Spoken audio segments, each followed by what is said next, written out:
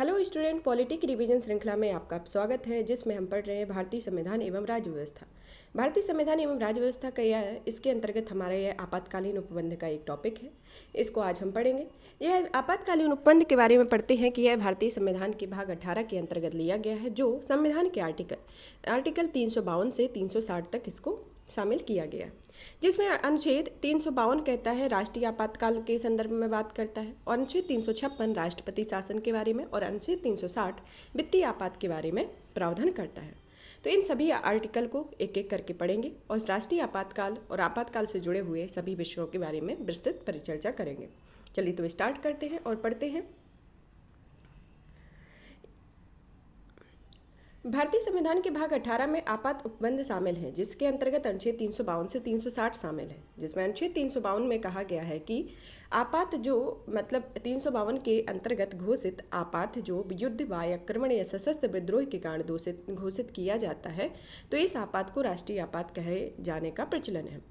तो क्या है 352 अनुच्छेद में कि 352 के अंतर्गत घोषित आपात जो युद्ध, बाह्य आक्रमण या सशस्त्र विद्रोह, युद्ध, बाह्य आक्रमण या सशस्त्र विद्रोह के कारण घोषित किया जाता है, तो इस आपात को राष्ट्रीय आपात कहे जाने के प्रचलन है। हालांकि संविधान में इस शब्दावली का प्रयोग नहीं किया जाता है और इसे संविधान के अनुच्छेद 352 का शीर्षक आपात की उद्घोषणा के संदर्भ में दिया गया है।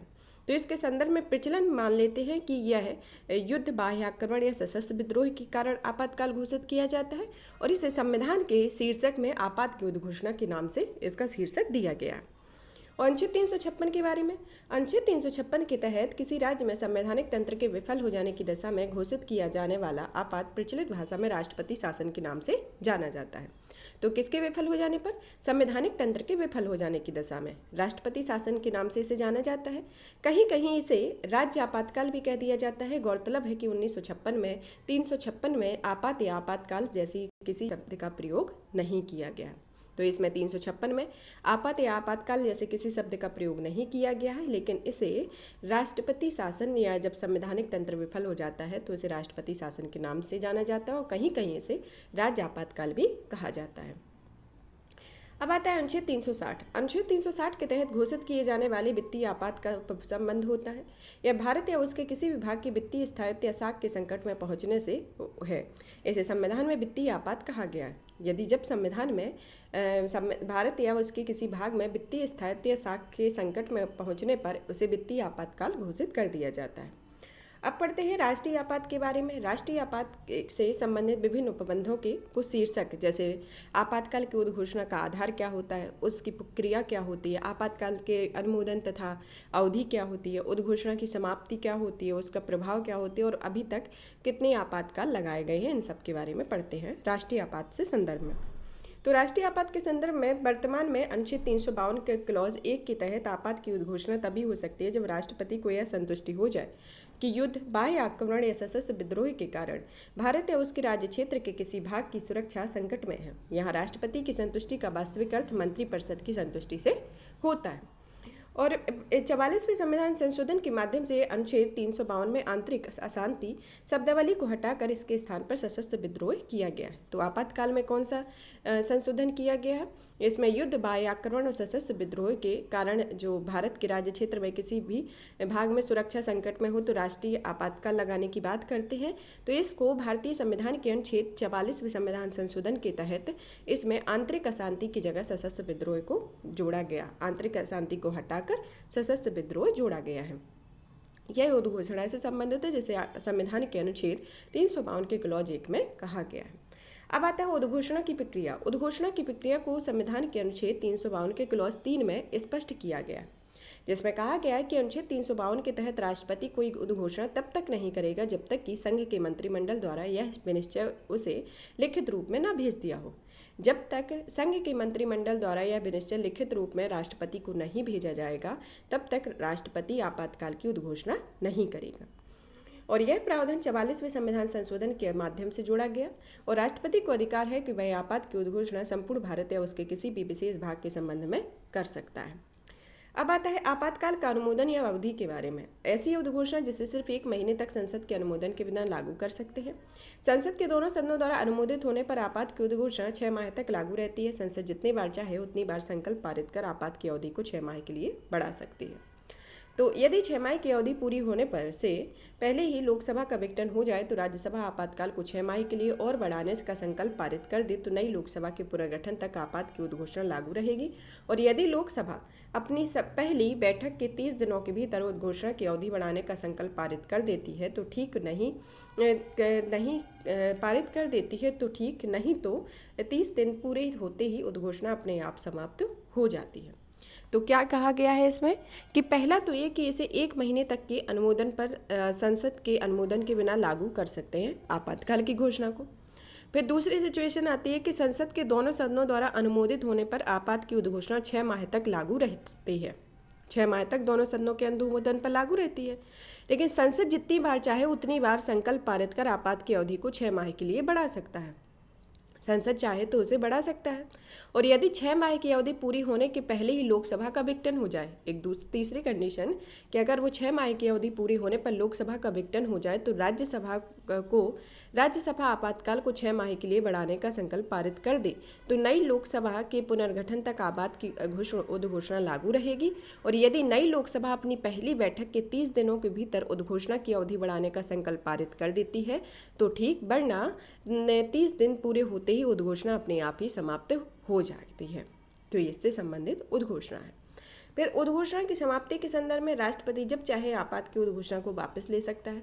यदि दोनों सदनों के विशेष बहुमत से मूल उद्घोषणा या उसके काल विस्तार की उद्घोषणा का अनुमोदन नहीं किया जाता है तो निर्धारित तिथि पर स्वतः समाप्त हो जाती है। और यदि लोकसभा मूल उद्घोषणा की उसकी अवधि बढ़ाने की उद्घोषणा के विरोध में संकल्प पारित कर देती है तो राष्ट्रपति को उसे वापस लेना होगा। लोकसभा में ऐसा संकल्प पारित करने के लिए कुल सदस्यों की संख्या का 1/10 सदस्यों की इस आशय की सूचना अपने हस्ताक्षर सहित लिखित रूप में लोकसभा अध्यक्ष को देनी होगी। तो क्या कहा गया इसमें कि कब उद्घोषणा की समाप्ति हो सकती है? राष्ट्रपति जब चाहे उद्घोषणा वापस ले सकता है। दूसरा यह है कि यदि दोनों सदनों के विशेष बहुमत से मूल उद्घोषणा या उसके काल विस्तार की उद्घोषणा का अनुमोदन नहीं कर लिया जाता है तो निर्धारित तिथि को वह स्वतः समाप्त हो जाएगी। और तीसरी आती है कि यदि लोकसभा मूल उद्घोषणा या उसकी अवधि बढ़ाने उद्घोषणा के विरोध में संकल्प कर देती है तो राष्ट्रपति को उसे वापस लेना होगा। और यदि लोकसभा में ऐसा संकल्प पारित करने के लिए कुल सदस्य के कम से कम 1/10 सदस्यों को इस आशय की सूचना अपने हस्ताक्षरों सहित लिखित रूप में लोकसभा अध्यक्ष को देनी होती है। तो इसके संदर्भ में है। आपात की उद्घोषणा के प्रभाव के बारे में। आपात की उद्घोषणा लागू रहने के दौरान राज्य सरकार को केंद्र सरकार के निर्देशों के तहत शासन चलाना होता है। यदि आपात की उद्घोषणा पूरे भारत के लिए ना होकर किसी क्षेत्र विशेष या कुछ राज्यों तक सीमित हो तो भी केंद्र सरकार उन राज्यों के अलावा अन्य राज्य शासनों को शासन संबंधी निर्देश दे सकती है। यह उद्घोषणा के संदर्भ में दिया गया है। और अनुच्छेद 353 के क्लॉज का के अंतर्गत आपात की उद्घोषणा के साथ ही संसद को राज्य सूची के विषयों पर कानून बनाने की शक्ति दी गई है। तो इसमें 353 का के तहत इसमें राज्य सूची के तहत कानून बनाने की शक्ति दी गई है संसद को। और आपातकाल में राज्य सूची के विषय पर संसद द्वारा बनाए गए कानून आपातकाल की समाप्ति के 6 महीने बाद तक प्रभावी रहते हैं। और यदि आपात की उद्घोषणा प्रवर्तन में है तो उसे संसद विधि द्वारा लोकसभा के कार्यकाल को एक बार में 1 वर्ष जितनी बार चाहे उतनी बार बढ़ा सकते हैं। और अनुच्छेद 358 के अनुसार यदि युद्ध या बाह्य आक्रमण के कारण अनुच्छेद 352 के तहत संपूर्ण भारत या भारत के किसी भाग के लिए आपात की उद्घोषणा की गई है तो संविधान के अनुच्छेद 19 द्वारा दिए गए मूल अधिकारों का निलंबन हो जाएगा। तो इसमें ये सिचुएशन भी है कि इसमें मूल अधिकारों के निलंबन के संदर्भ में भी है जो अनुच्छेद 19 के अंतर्गत है। और अनुच्छेद 359 के तहत राष्ट्रपति को यह अधिकार है कि वह आपात की उद्घोषणा के दौरान यह आदेश घोषित कर सकती है कि भाग 3 में शामिल कौन से मूल अधिकारों को न्यायालय में परिवर्तित कराने का अधिकार निलंबित रहेगा। और 44वें संविधान संशोधन 1978 में तय किया गया कि अनुच्छेद 359 के तहत जारी आदेश से अनुच्छेद 20 और 21 द्वारा प्रदत्त मूल अधिकारों को निलंबित नहीं किया जाएगा। तो इसमें अनुच्छेद 358 के अनुसार यह कहा गया है कि यदि युद्ध बाह्य आक्रमण के कारण अनुच्छेद 352 के तहत संपूर्ण भारत या भारत के किसी भाग के लिए आपात की उद्घोषणा लागू की गई है तो संविधान के अनुच्छेद 19 द्वारा दिए गए 6 मूल अधिकारों का निलंबन हो जाएगा। और अनुच्छेद 359 में कहा गया है कि राष्ट्रपति को अधिकार है कि वह आपात की उद्घोषणा के दौरान यह आदेश घोषित करता है कि भाग 3 में शामिल कौन से मूल अधिकारों को न्यायालय में परिवर्तित कराने का अधिकार निलंबित रहेगा। और 44वें संविधान संशोधन 1978 में तय किया गया कि अनुच्छेद 359 में 59 के तहत जारी आदेश से अनुच्छेद 20 और अनुच्छेद 21 द्वारा प्रदत्त मूल अधिकारों को निलंबित नहीं किया जाएगा। अभी तक की गई आपात उद्घोषणाओं के बारे में, अभी तक अनुच्छेद 352 के तहत 3 प्रकार की आपात उद्घोषणाएं की गई हैं, जिसमें पहली बार 26 अक्टूबर 1962 को आपात की घोषणा की गई जब चीन द्वारा अरुणाचल प्रदेश पर हमला कर दिए जाने के कारण। दूसरा, आपात की उद्घोषणा तब हुई जब 3 दिसंबर 1971 को पाकिस्तान द्वारा भारत के विरुद्ध आघोषित युद्ध छेड़ने के कारण। और तीसरी उद्घोषणा तब हुई जब आंतरिक अशांति के आधार पर 25 जून 1975 को। तो कौन कौन सी उद्घोषणा हुई? पहली तो हुई 26 अक्टूबर 1962 को चीन द्वारा अरुणाचल प्रदेश पर हमला कर देने के कारण। दूसरी उद्घोषणा पाकिस्तान 3 दिसंबर 1971 को ही जो पाकिस्तान द्वारा भारत के विरुद्ध आघोषित युद्ध छेड़ने के कारण। और तीसरी घोषणा आंतरिक अशांति के कारण 25 जून 1975। तो कब? 26 अक्टूबर 1962, फिर दूसरी आई 3 दिसंबर 1971 और तीसरी 25 जून 1975। अब पढ़ते हैं राज्य आपात या राष्ट्रपति शासन के बारे में, जो संविधान के अनुच्छेद 356 के अंतर्गत है।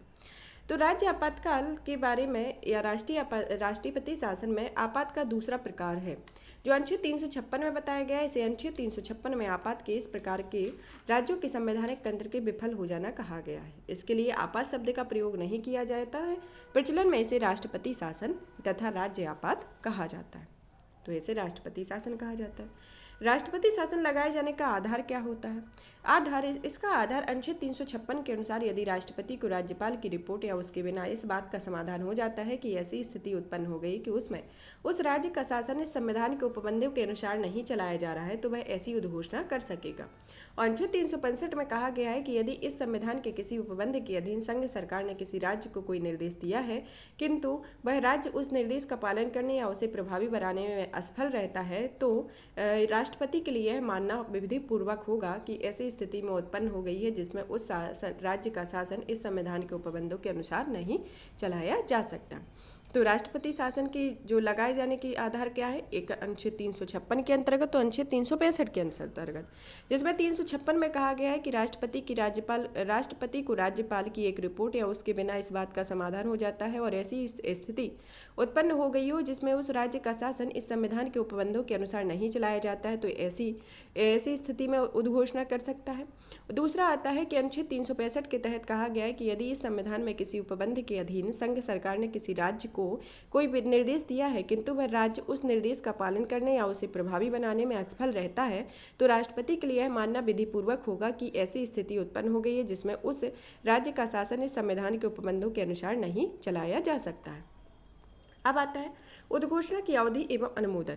उद्घोषणा की अवधि क्या होती है? उद्घोषणा की अवधि राष्ट्रपति कभी भी ऐसी उद्घोषणा कर सकता है और वह तुरंत प्रभाव से लागू हो जाएगी और 2 माह की अवधि तक वह संसदीय अनुमोदन के बिना प्रवृत्त रह सकती है। तो इसमें क्या राष्ट्रपति को शक्ति दी गई है कि राष्ट्रपति कभी भी ऐसी उद्घोषणा कर सकता है कि वह तुरंत प्रभाव से लागू हो जाती है और 2 माह की अवधि तक वह संसदीय अनुमोदन के बिना प्रवृत्त रह सकती है। अनुमोदन के लिए दोनों सदनों का साधारण बहुमत पर्याप्त होता है और दोनों सदनों से अनुमोदन होने के बाद उद्घोषणा 6 माह की अवधि के लिए वैध होगी और जितनी बार उद्घोषणा को बढ़ाया जाएगा वह हर बार 6 माह की अवधि के लिए बढ़ेगी। और यदि लोकसभा इस दौरान विघटित हो गई है तो वह केवल राज्यसभा के अनुमोदन से बढ़ जाएगी किंतु लोकसभा को अपने पुनर्गठन के बाद पहली बैठक के 30 दिनों के भीतर उसका अनुमोदन करना होगा, नहीं तो वह स्वतः रद्द हो जाएगी। और 1 वर्ष तक उद्घोषणा को उपयुक्त विधि से बढ़ाया जा सकता है किंतु यदि उसे 1 वर्ष की अवधि के बाद भी बढ़ाना हो तो उसके लिए अन्य 2 शर्तें पूरी करना आवश्यक होता है, जिसके अंतर्गत पहली शर्त आती है कि संपूर्ण देश या उसके किसी भाग में अनुच्छेद 352 के तहत आपात की उद्घोषणा लागू हो।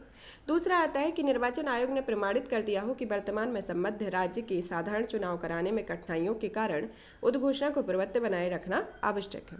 तो दोनों शर्तों के पूरे होने पर भी किसी राज्य में अनुच्छेद 356 के तहत की गई उद्घोषणा की अधिकतम अवधि 3 वर्ष की हो सकती है और राष्ट्रपति जब चाहे किसी पश्चातवर्ती उद्घोषणा द्वारा मूल उद्घोषणा को वापस ले सकती है और ऐसा करने के लिए संसद की अनुमति की आवश्यकता नहीं होती है।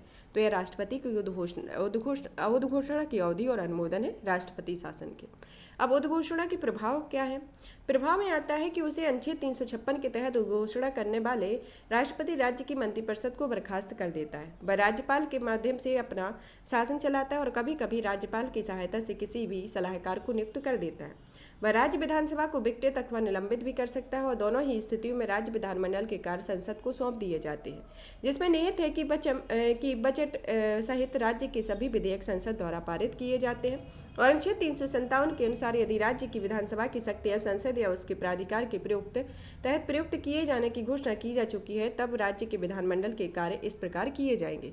तो इसके अंतर्गत आते हैं कि संसद राज्य के लिए कानून बनाने की शक्ति राष्ट्रपति या किसी अन्य प्राधिकारी को दे सकती है।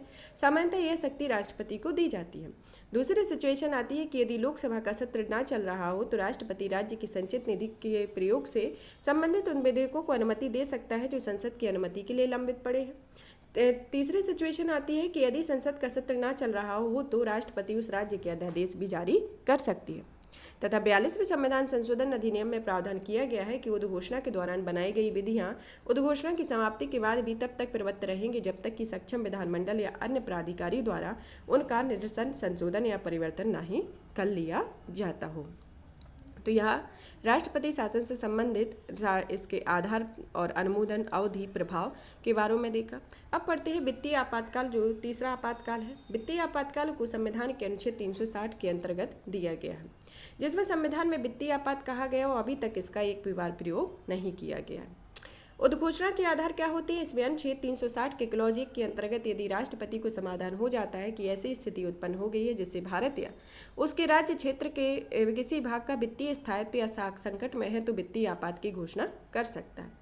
इसके अनुमोदन एवं अवधि के संदर्भ में राष्ट्रपति कभी भी यह अनुमोदन या उद्घोषणा जारी कर सकती है कि संसद के अनुमोदन के बिना वह अधिकतम 2 महीने तक प्रवृत्त रह सकती है। उद्घोषणा के अनुमोदन के लिए संसद साधारण बहुमत ही पर्याप्त होता है और यदि संसद के दोनों सदन उद्घोषणा का अनुमोदन कर देते हैं तो वह अनिश्चित काल तक जारी रह सकती है और अनुच्छेद 360 में उद्घोषणा के लिए अधिकतम अवधि निर्धारित नहीं की गई है और इस उद्घोषणा के बाद किसी उद्घोषणा में भी कभी भी वापस लिया जा सकता है और इसके लिए संसद के किसी अनुमोदन की आवश्यकता नहीं होती है।